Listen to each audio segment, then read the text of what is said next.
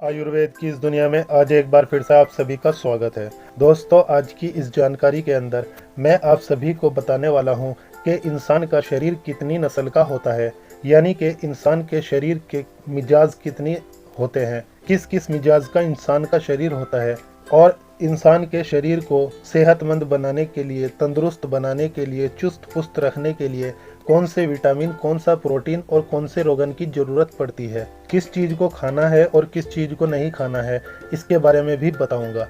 इन सभी बातों को जानने के लिए आखिर तक मेरे साथ बने रहिए। लेकिन अगर आपने अभी तक मेरे इस चैनल को सब्सक्राइब नहीं किया है तो सबसे पहले लाल कलर का बटन दबाकर चैनल को फ्री में सब्सक्राइब कर लीजिए और फिर उसके बाद बराबर वाले घंटे के बटन को भी जरूर दबा देना, ताकि ऐसी ही नॉलेजेबल जानकारी आपके पास टाइम टू टाइम पहुंचती रहे। तो चलिए दोस्तों, शुरू कर लेते हैं। सबसे पहले हम जान लेते हैं कि इंसानी शरीर कितने मिजाज का होता है। इंसानी शरीर 4 मिजाज का होता है, यानी कि 4 तरह का, 4 नस्ल का इंसान का शरीर होता है। चलिए बात कर लेते हैं शुरू से। सबसे पहले बात करते हैं बादी मिजाज।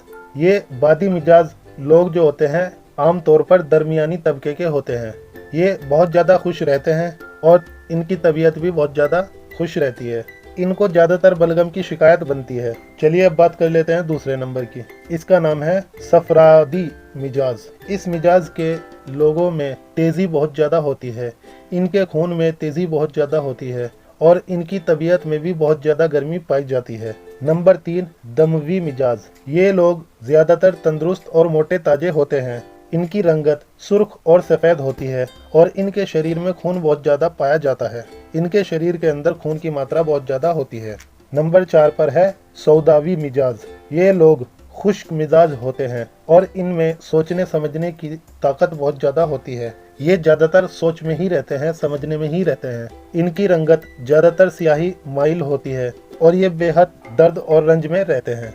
चलिए, ये तो हो गई है बात कि हमारे इंसानी शरीर के मिजाज 4 हैं और चारों के नाम मैंने आपको बता दिया है और इनके असरात भी मैंने आपको बता दिए हैं। अब मैं आपको बताता चलूँ कि इन इंसानी मिजाज के मुताबिक साइंटिस्टों ने और आयुर्वेद के माहिरीन ने इंसानी तबीयत के मुताबिक उसको खुराक खाने के लिए बताया है। बहुत ज़्यादा तहकीकात करने के बाद पता चला है कि सब्जियों के अंदर बहुत ज़्यादा विटामिन, प्रोटीन, नमकियात और भी बहुत सारी जो हर कीमती चीज़ें पाई जाती है और इसी तहकीकात ने सब्जियों को एक अलग ही मुकाम पर पहुंचा दिया है। सब्जियों का और फलों का इस्तेमाल हमें हर हाल में करना चाहिए, अपनी तबीयत के हिसाब से, अपनी मिजाज के हिसाब से। दुनिया में मुकम्मल ग़िज़ाएं 3 हैं। इनमें जिस्म की तामीर के लिए, यानी कि जिस्म को तैयार करने के लिए, उसको भरपूर ताकत देने के लिए तमाम चीज़ें मौजूद होती है। इंसानी जिस्म की तामीर के लिए, इंसानी जिस्म की बनावट के लिए, इंसानी जिस्म की पूर्ति के लिए सभी रोगन, विटामिन, प्रोटीन, नमकियात और रोगनियात, इन सभी चीज़ की ज़रूरत पड़ती है। तभी जाकर हमारा शरीर अच्छे से रहता है, तंदुरुस्त रहता है, फिट रहता है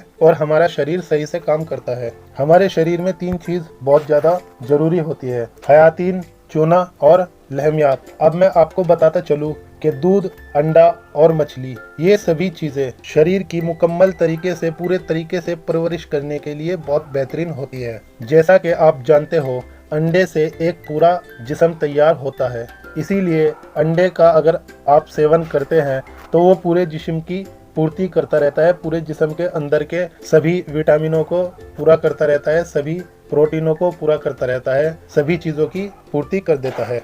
और ये भी आप सभी जानते हो कि दूध भी शुरुआत से जिस्म की पूरी परवरिश करता है, यानी कि दूध से हमारे पूरे शरीर की परवरिश होती है, पूरे शरीर को पोषण मिलता है, पूरे शरीर की पूर्ति हो जाती है। और शुरुआती उम्र से ही बच्चा सिर्फ दूध पीकर ही आगे बढ़ता है, दूध से ही उसके हाथ पैर मजबूत होते हैं, दूध पीकर ही वो अपनी शुरुआती ज़िंदगी को शुरू करता है। और मैं आपको ये भी बताता चलूँ कि मछली भी इंसानी जिस्म की हर एक पूर्ति को पूरा करने के लिए बहुत ही अच्छी ग़िज़ा है। मछली के सेवन करने से इंसान के शरीर में हर चीज़ की पूर्ति रहती है। ये भी पूरे शरीर को ताकत देती है। पूरे शरीर की परवरिश करने के लिए मच्छी बहुत ही ज़्यादा फायदेमंद होती है। खजूर और आम, ये वो फल हैं जो फलों में सबसे ज़्यादा ताकतवर होते हैं। अगर कोई शख्स एक पाव खजूर खाकर ऊपर से आधा या 1 गिलास दूध पी ले तो हद से ज़्यादा सेहतमंद और तंदुरुस्त रहता है और पूरे दिन तरोताज़गी शरीर में महसूस होती है। और पूरी चुस्ती फुर्ती से अपना पूरा दिन बसर करता है। और मछली का गोश्त तो पकाकर खाना बहुत ही ज़्यादा फायदेमंद खुराक है। इसके खाने से पूरे शरीर की मुकम्मल तामीर होती है। ये सभी वो खुराकें हैं जिनको खाने के बाद पूरे दिन अपने शरीर की बैटरी चार्ज रहती है, पूरे दिन शरीर में चुस्ती फुर्ती बनी रहती है, पूरे दिन एनर्जी बनी रहती है। और इन सभी चीज़ों को, इन सभी ग़िज़ाओं को खाने के बाद किसी और चीज़ को या किसी और ग़िज़ा को खाने की कोई ज़रूरत नहीं पड़ती है। पूरे शरीर की पूर्ति इन सभी चीज़ों से हो जाती है। जब हमारा शरीर पूरे दिन मेहनत और मशक्क़त करता है तो उसके बाद शरीर से एनर्जी ख़त्म हो जाती है, शरीर से ताकत ख़त्म हो जाती है। इस ताकत को पूरा करने के लिए, इस एनर्जी को पूरा करने के लिए, शरीर को चुस्त पुस्त रखने के लिए हमें किसी न किसी एक ग़िज़ा का इस्तेमाल करना बहुत ज़रूरी है, ताकि हमारे शरीर की ताकत बनी रहे, हमारे शरीर में एनर्जी बनी रहे। और ऐसी ग़िज़ा, ऐसी चीज़ वो होती है जिसके अंदर प्रोटीन पाया जाता हो, ताकि इंसानी जिस्म की टूट फूट पूरी हो सके। और इसके साथ साथ इंसानी जिस्म को विटामिन की भी बहुत ज़्यादा ज़रूरत होती है, ताकि जिस्म के अंदर से खर्च होने वाली ताकत, खर्च होने वाली एनर्जी को वापस पूरा किया जा सके, उसको बनाया जा सके। इंसानी जिस्म को नमकियात की भी ज़रूरत होती है और रोगनियात की भी ज़रूरत पड़ती है। इन सभी चीज़ों की मिलावट से तभी इंसान का शरीर चुस्त फुस्त और तंदुरुस्त रहता है। इंसानी शरीर को इन सभी चीज़ की ज़रूरत पड़ती है। विटामिन कौन कौन से हैं, प्रोटीन कौन सा है,